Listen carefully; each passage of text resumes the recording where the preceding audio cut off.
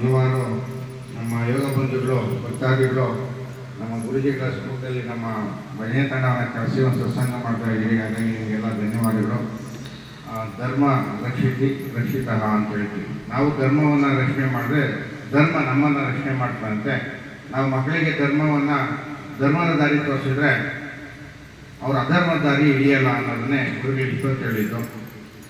ದುಡ್ಡು ಇವತ್ತು ಎಲ್ಲರಿಗೂ ಸಿಗ್ತದೆ, ಆದರೆ ಒಳ್ಳೆಯದು, ಒಳ್ಳೆತನ, ಒಳ್ಳೆ ಜಾಗ ದುಡ್ಡು ಸಿಗಲ್ಲ. ನಾವು 2019 ಈ 20ನೇ ತಾರೀಕು ಸೀತೆ ಹುಟ್ಟಿದ ನಾಡಲ್ಲಿದ್ವಿ. ಯಾರು ಸೀತೆ ಹುಟ್ಟಿದ ಎಲ್ಲಿ ನಾಡು? ಸೀತೆ ಹುಟ್ಟಿದಲ್ಲಿ ಬುದ್ಧ ಹುಟ್ಟಿದಲ್ಲಿ ನೇಪಾಳದಲ್ಲಿ 2019 20ನೇ ತಾರೀಕು ನೇಪಾಳದಲ್ಲಿದ್ವಿ.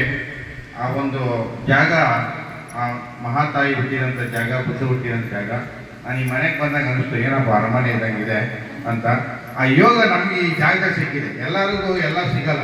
ಅಂದರೆ ಅದ್ರಲ್ಲಿ ಏನೋ ಒಂದು ತತ್ವ, ಪರಂಪರೆ, ಏನೋ ಒಂದು ಸಾಧಿತ್ವ ಇದ್ರಾಗ ಮಾತ್ರ ಈ ಒಂದು ಜಾಗ ಸಿಗ್ತದೆ ಅಂತ ನಾನಂತೂ ಭಾವಿಸ್ತಾ, ಇವತ್ತು ನಮ್ಮ ನಾಡಸಮ್ಮಣ್ಣವ್ರ ಕುಟುಂಬದವರು ಇಷ್ಟು ಜನನೆಲ್ಲ ಸೇರಿಸಿ ಮಾಡಿದ್ದಾರೆ. ಭಗವಂತ ಕೊಟ್ಟು ನೋಡ್ತಾನಂತೆ, ಅದು ಸರಿಯಾಗಿ ಹಂಚ್ಕೊಂಡಿಲ್ಲ ಅಂದ್ರೆ ಅವ್ನು ಕಿತ್ಕೊಂಡ್ಬಿಡ್ತಾನಂತೆ.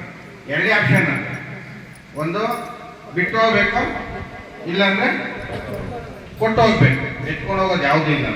ಹಾಗಾಗಿ ಭಗವಂತ ಎಲ್ಲರಿಗೂ ಹಣ, ಆಸ್ತಿ, ಆಭರಣ, ಆನಂದ, ಆರೋಗ್ಯ ಎಲ್ಲರಿಗೂ ಕೊಡ್ತಾನೆ. ಅದನ್ನೆಲ್ಲರ ಜೊತೆಗೆ ಹಂಚ್ಕೊಂಡಿದ್ರೆ ಆನಂದವಾಗಿರ್ತಾನೆ. ಅದನ್ನೇ ಇಟ್ಕೊಳಕ್ಕೆ ಹೋದ್ರೆ ಅಹಂಕಾರ ಪಡ್ತಾನೆ. ಹಂಚ್ಕೊಂಡ್ರೆ ಅವೇ ನಮಗೆ ಕಾವಲುಗಾರ, ಹಂಚ್ಕೊಂಡಿಲ್ಲ ಅಂದರೆ ನಾವೇ ಅವ್ರಿಗೆ ಕಾವಲುಗಾರ ಆಗಬೇಕಾಗ್ತದೆ. ಹಾಗಾಗಿ ನಾಶಮಾಡಿ ನೋಡ್ತಿದ್ರೆ, ಈ ಮನೆ ನೋಡ್ತಿದ್ರೆ ಅನಿಸ್ತದೆ ಅವ್ರು ಹಂಚ್ಕೊಂಡಂಥ ಗುಣ ಈಗ ಬರಲಿ, ಎಲ್ಲರಿಗೂ ಬರಲಿ. ಯಾವ ಪುಟ್ಟ ಮಕ್ಕಳು ಹಂಗೆ ಅನಿಸ್ತು. ರಾಮ, ಲಕ್ಷ್ಮಣ, ಸೀತೆ, ಶತ್ರುಘ್ನ ಅವರೆಲ್ಲ ಒಂದೇ ಕುಟುಂಬ ಮನೆಗೆ ಮಕ್ಕಳು ಮದುವೆ ಆಗಿದೆ. ಆ ಥರ ಮನೆ ವಾತಾವರಣ ಅಂತ ಕಂಡುಬಂತು ನೋಡಿ. ಸುಡುಗಾಡು ಸುಂದರವಾಗಿದ್ದರೆ ಏನಂತೆ, ಅರಮನೆ ಸ್ವರ್ಗವಾದರೆ ಏನಂತೆ, ಭೋಜನ ಸಂತೃಪ್ತಿಯಾದರೆ ಏನಂತೆ, ಮಡದಿ ಮಕ್ಕಳಿದ್ದಾರೆ ಏನಂತೆ, ಮನೆ ಮಠ ಇದ್ದಾರೆ ಏನಂತೆ. ಮನುಷ್ಯನ ಮನಸ್ಸು ಹದಗೆಟ್ಟು ಖುಷಿಯನ್ನು ಕಾಣದಿದ್ದರೆ ಎಲ್ಲವೂ ಶೂನ್ಯ.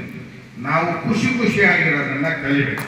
ಯಾವಾಗ ನಾವು ಖುಷಿಯಾಗಿರೋದನ್ನ ಕಲಿಯಲ್ಲ, ನಾವೇನು ಮಾಡಿದ್ರು ಆಗಲ್ಲ.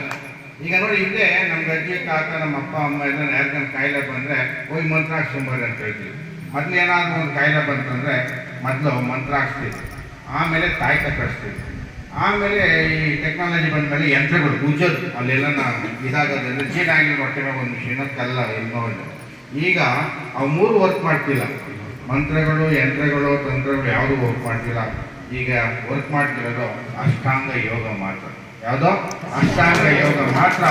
ಅಷ್ಟಾಂಗ ಯೋಗನ ನೀವೆಲ್ಲ ಈ ಒಂದು ಈಗಾದರೂ ಪಡ್ಕೊಳ್ತಾ ಇದ್ದೀವಿ.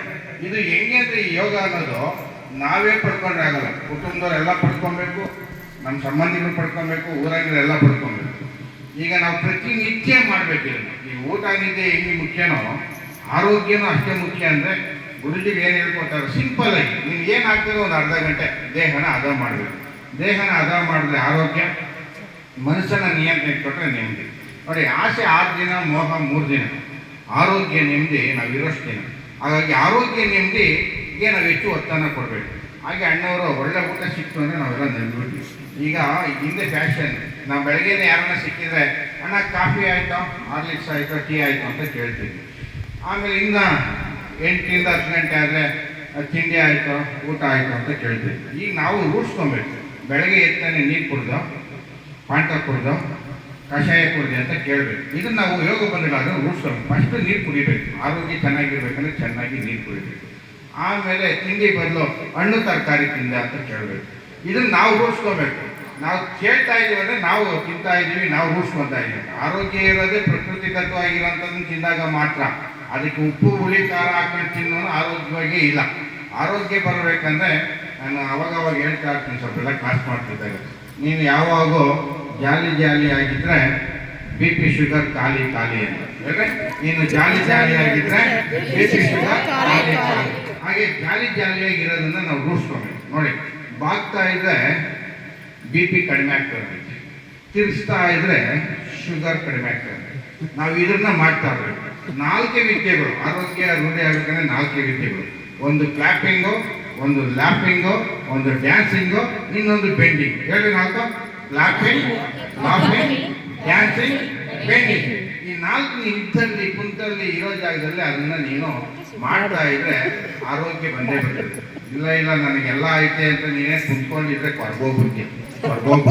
ಕುಂತ್ಕಣಿಗೆಲ್ಲ ಭಗವಂತ 84 ಲಕ್ಷ ಜೀವರಾಶಿಗಳಲ್ಲಿ ಮನುಷ್ಯ ಒಬ್ಬನ ಬಿಟ್ಟರೆ ಇನ್ನೆಲ್ಲ ಇರುವಿಕೆ ಅಂತ. ನೀನು ಎಲ್ಲೆಲ್ಲಿ ಇರ್ಬೇಕು ಅಲ್ಲೇ ಇರಬೇಕು. ಗುರುಜಿ ಹೇಳ್ತಿದ್ರು, ಈಗ ಒಂದು ಹಳ್ಳಿ ಮರ ಅಂದರೆ ಅದಷ್ಟೇ, ಅಲ್ಲಿ ಬೇರೆ ಬಿಡ್ತಾನೆ ಅಲ್ಲೇ ಇರಬೇಕು, ಅದೆಷ್ಟು ಹೋಗೋಕ್ಕಾಗಲ್ಲ. ಆದರೆ ಮನುಷ್ಯ ಆಗುವಿಕೆ ಅಂತ. ಮನುಷ್ಯ ಮಾತ್ರ ಒಬ್ಬನೇ ಆಗುವಿಕೆ. ಅವನೇನು ಅನ್ಕೊಂತಾನೋ ಅದಾಗೆ ಆಗ್ತಾನೆ. ನೀನು ಒಳ್ಳೇದಂದ್ರೆ ಒಳ್ಳೇದು ಭಗವಂತ ಹೇಳ್ತಾನೆ. ಅವನು ಶಾಪನೂ ಕೊಡುವಂತೆ, ಕಾಟನ್ನು ಕೊಡುವಂತೆ, ಅವಕಾಶ ಮಾತ್ರ ಕೊಡ್ತಾನೆ. ಅದು ಕೊಟ್ಟಂಥ ಅವಕಾಶವನ್ನು ನರಕವಾಗಿ ಮಾಡ್ಕೊಳ್ಳೋದು ನಿನ್ನ ಕೈಯಾಗಿದೆ, ಸ್ವರ್ಗ ಮಾಡ್ಕೊಳ್ಳೋದು ನಿನ್ನ ಕಡೆ ಇದೆ. ಆ ಒಂದು ಸ್ವರ್ಗ ನಿನ್ನೆಲ್ಲ ನೋಡ್ತಾ ಇದ್ರೆ ಏನೋ ಒಂದು ಅರಮನೆ ವೈಭೋಗದಲ್ಲಿ ಸ್ವರ್ಗದಲ್ಲಿ ತೇಲ್ದಾಗಿರ್ತದೆ. ಹಾಗಾಗಿ ಇಂಥ ಒಂದು ಸತ್ಸಂಗ ಸಂಘದಲ್ಲಿದ್ದಾಗ ಮಾತ್ರ ಇವೆಲ್ಲ ಸಾಧ್ಯ. ನೋಡಿ, ಹಣ ನೀನು ಇಷ್ಟೇ ಸರಿ ಕೆಳಬಿಡು, ಅದ್ರ ವ್ಯಾಲ್ಯೂ, ಅದ್ರ ಬೆಲೆ ಕಡಿಮೆ ಆಗಲ್ಲ.